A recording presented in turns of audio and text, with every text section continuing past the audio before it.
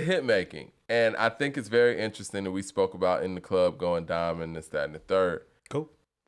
50 is, in my opinion, especially for a New York rapper, probably one of the best hit writing rappers New York has ever seen. And Lloyd Banks was around for that whole ride. Mm-hmm. And the fact that Lloyd Banks chooses to basically make hits, obviously it's a conscious decision. You don't feel like he has it in his arsenal.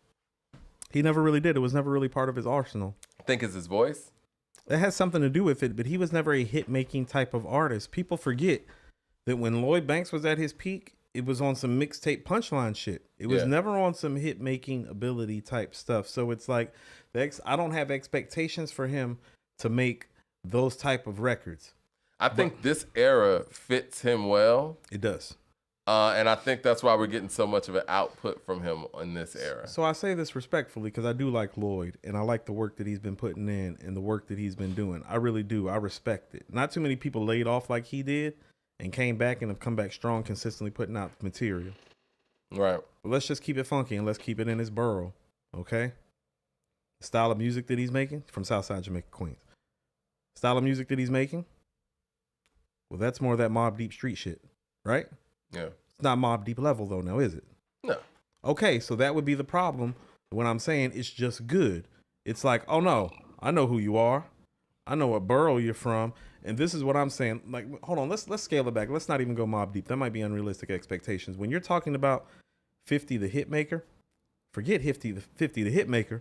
What about 50 the street song maker? Yeah. Hustler's Ambition. Yeah. You feel what I'm saying? That's what I want to hear from him. I got you. And he's not doing that. Where's his What Up Gangsta? What Up Gangsta became a club song because the beat hit so hard. That's some street shit, Mike. You remember Elephant in the Sand where Hollow through him?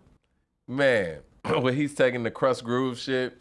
Excuse me, where he's like, nigga come around me. Moving, I put a hollow through him. Yeah. Now, Lloyd's on there. You could take your white flag and stick it. I'm different. And yeah, I got you. Like songs like that, they got that kind of energy. Those are street records. Yeah. That could be done. Yeah. Yeah. So I'm not asking him to make the 50 hits. I'm not expecting no PIMP in the club. Yeah. Oh no. You're expecting like, like the Beg for Mercy shit. The Beg for Mercy shit. And not I'll teach you how to stunt. Popping them things. Yeah. Yeah. Yeah. Yeah. No, that's fair. Popping them things was like, that was a single on some street shit though, Mike. Do you think it's a production thing? Some of it. But some of it is the production choice he's making. But how about this?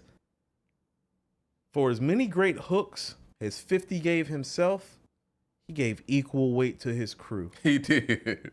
Every hood we go 50's through, amazing, man. all the gangsters around know my whole crew. Nigga, what? We don't get down like we supposed to, nigga. You can front if you want. We'll be popping them things. There ain't nothing fucking happy or single or hit about that. And so I expect him to be making Hustler's Ambition and popping them things if this is the route he's gonna take. That's the level. That's the level. It's been set, and he just did not hit that mark with this album. I feel like on Cody 1 and 2, he's closer to that level. Black Wealth and Power with the super chat says, why is Jay the only MC that heads aren't okay with being a stand for? It's okay to have your guy if it's anyone else, but if it's Jay, it's a problem. I wanna clear this up too, because I see this in the chat, not in the chat, but I see this in the comment section all the time. There's like, we hate Jay or we hate on Jay. Like, we love Jay. I think also to piggyback off of that narrative that Black Power was talking, Jay's also the kind of guy where if you criticize anything that he's done or critique it like we critique everybody else, then you're all of a sudden a hater as well. We treat him like we treat everybody else. Hello. That's it. How many times have I come in here and been like, yo, stop coming on here and tell me the Untitled's good. Yeah. The shit ain't no good. No. Stop telling me you like Nostradamus. It's not good. Yeah. Do that shit all the time. Mike, what I just talk about? We talk about Ye. We'll talk about Common. We just talked about Stank Outkast and Outkast. Yeah. We from Atlanta. You and I, the reason we started rapping is called Outkast. Mm-hmm. And we still just criticized Stankonia just now. Well, when we critique Andre, who was been my favorite rapper since I was a child. Then we're hating on that too. Mad Max with the super chat says, Pac's my GOAT. But now y'all disrespecting Biggie. Me Against the World better lyrically than any Biggie album? Come on. You mix content with lyricism. It's not the same. We need to have that conversation again, too, because we've had that podcast where we talk about lyricism and, what lyricism is. And Pac's always the catalyst for that. How about this? It's actually not Me Against the World. It's All Eyes on Me. Because Pac is still the poet and the social activist on All Eyes on Me, but he's also super gangster and making really, really big hits. And so that's he leveled it up, man. He leveled up. And so when you're talking about the mic performance, it's like, I keep telling Mike, book one, All Eyes on Me. No, facts. Facts. Mad Max to the super chat says, when making a great song, beats matter. Most than, I guess he means more than your voice, and then your flow, then your lyrics, and then the content. You be overrating content. It's 5th on the chart. And Mad Max just created that chart right here and right now. CJ Kid with the super chat says, his version of What Up Gangsta was Warrior. No, Warrior was hard. Warrior's tough. If that's the level, that's the level. Okay. Warrior's hard. Name one song on this album that's as good as Warrior. Right. I stay fly. That shit hard. And this is what I mean too, is that, not to be funny, his punchline game is still intact, but let's go back to popping and things. What'd he say? She had my balls head first like a soccer star. You can only stand next to the man if you proper. That take care of birds like an animal doctor. I been had him buzzing. Niggas just slept on me, so I'm out for revenge like one of Bin Laden's cousins. Chill. That's what I'm talking about. That's what I want to hear Lloyd Banks. That's the level. And so when people are walking around, I mean, not being funny, some of that be that bias. It's like people walking around, oh, this album's great. It's like, no, not outside of New York. It's not. Well, I think the thing is, too, I don't want to say we're not getting a lot of bars, but we're not getting bars from people who are as prominent as him, right? Right. And so when we get bars from somebody that prominent and in New York as well, people are going to hold that high. And what Lloyd has done, he has satisfied the people who fuck with him. Yes. And he's very Redman-like in that sense. Yes. He understands the people that fuck with him, and he doubles down on that market and gives them what they want. And shout out to Redman too, doing all these freestyles out here. I love it. You know what I'm saying? I was just playing that cipher from the 2015 BET Awards. Red Menace. So what are we rating this album? 3.5. 3.5 right now? What do you think? I think that's fair. I'm gonna give it some more listens, some more burn. But I mean the dynamics, it's one of those straight lines. It's not where it's like, I'm gonna skip this song. If you ready to hear that, then you're gonna let that one ride straight through. So this is what I mean. So for those type of songs, that's what I mean. Okay, you remember Hell on Earth by Mobb Deep? Mm-hmm. No, same feel. Yeah.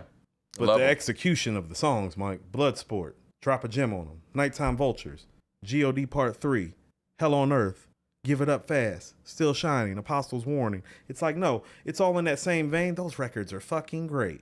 These records are not great. They're just good, and it's okay. Yeah. It's just been a solid. How about this? This album to me is reflective of the year that hip hop has had. It's a good album. It's not a great album. It's a solid project from a very seasoned vet who's a top-notch lyricist.